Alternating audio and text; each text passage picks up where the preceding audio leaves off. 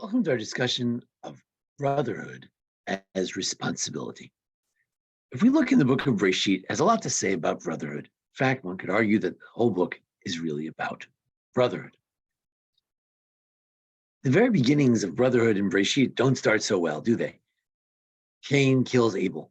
Cain oreget Hevel. However, in the process, something is revealed about brotherhood, and that is, it's true that Cain asked that awful question, Hashomer achi anochi, am I my brother's keeper, guardian? However, we all understand that the answer is yes. You are your brother's keeper. You are responsible for your brother. But let's look what happened after that. Noah has 3 sons, and two of the sons identify with their values. That's Shem and Yefet. They both feel that it's necessary to protect the dignity of their father, and they are partners in caring for their father. This is also a theme that runs through. Yosef was a Ben Zekunim who took care of his father. All the brothers, they were worried about their father. Reuven, Yehuda, they were worried about their father. Yosef takes in their father. So brothers are there to help take care of the father. Good. But also, brothers are people who have shared values. That's brotherhood.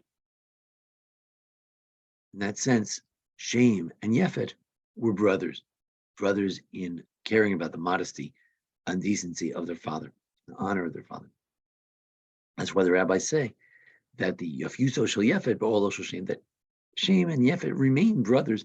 The values, Western values, the beauty of Greece can reside in the Beis Hamikdash, in the house of Shem and the Semites.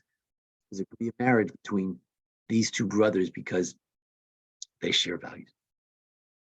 So we move on to Avraham. Avraham shows brotherhood by taking in his nephew Lot. That's brotherhood. You lose your brother, you take in his son. You are, loco parentis. Also, we see that when Nahor has children, Avraham gets the news. You're supposed to be happy about the happiness of your brother, and especially that he has children, and those are your nephews. And he says, this is a significant thing. Lavan then becomes the model for brotherhood. Lavan also takes in his nephew. Yaakov is running away, and Lavan takes him in. Lavan, of course, is a very problematic figure. Wasn't the best of hosts. However, Lavan speaks well. Many halachot we learn from Lavan, and Laban does say some interesting things. He says, "Achi ata v'avadtarchinam." Are you my brother that you should work with me for nothing? Perhaps telling us that if you're really a brother, you don't charge. You do something for free. The next brother relationship, Yitzchak and Ishmael, of course, is not such a good relationship, although the rabbis say that Yitzchak may have returned to Be'er l'Chairoi, to that place of Ishmael. They may have reunited. They do play that brotherly role of burying their father together. Esav and Yaakov, of course, seems like the worst example of brotherhood, but there is a notion that Esav introduces that Nisav Nelecha says, brother, let's make a partnership. Let's go together. Come on, let's be brothers. And this is a model of a partnership. Many brothers, I don't know, the Goldman brothers, that there are all kinds of brothers who have businesses together. And Esav seems to model that idea. He says, let's walk together.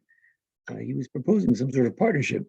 Yaakov, smarter than that, to realize that this was just a soft moment of Esav, but in theory, brotherhood could involve some sort of partnership, indeed.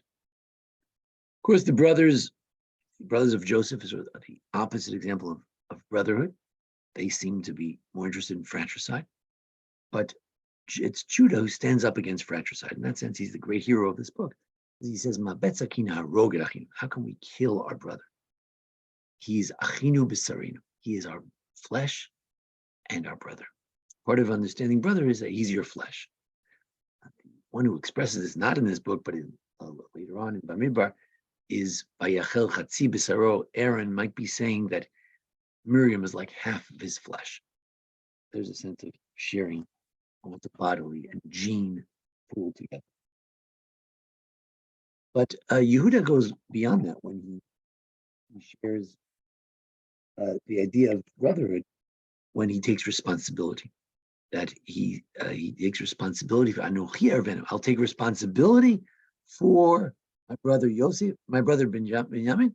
If Binyamin comes with me, I'm responsible for him. If I don't bring him back, it's my sin, it's on me. And Reuben tried to do something like that. Reuben had some responsibility for Yosef, for Binyamin, but it's Yehuda who expresses this notion of responsibility for the brother. The greatest brother of all is Yosef. Even though he was sold down to slavery, what does he do? He says, don't worry about it.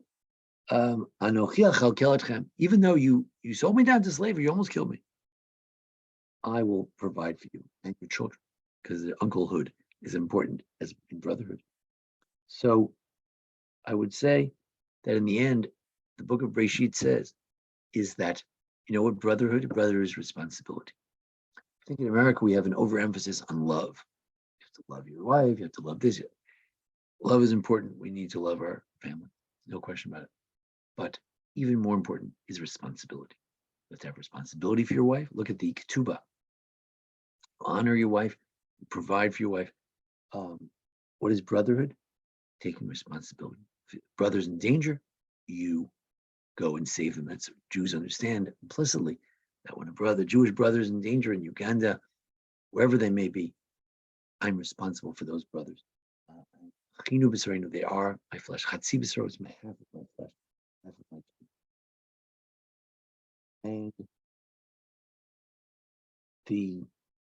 and that's Yosef, and that's why if you want to be king of Israel, being king thinks, it's good to be king. You get to be wear the fancy robes, but to be king, you have to be you have to be among the brothers, and it's the brother who understands responsibility. He can be king. And therefore, it's Judah who understood responsibility. It's Joseph who understood responsibility. They get to be the kings of Israel. Joshua, Jeroboam, Yeravam, and of course, King David. Coming from these tribes, they understand responsibility. If you understand responsibility, then and only then you can take responsibility for the people. The life of every Jew rests on your shoulders, and you can be the leader of Israel. Brotherhood, this book is all about failed brotherhood and the model of what brotherhood should truly be. And that is a selfless sense of caring for the other, being happy about the joy of the other, sharing values with the other, and most of all, taking responsibility for your brother. You are your brother's keeper. Thank you for joining us here at the Anshei Sphard-Beth congregation for a discussion of brotherhood. Join us each week for a discussion of the Parsha and the holidays. Thank you, and thanks to Jason Lefkowitz, our producer.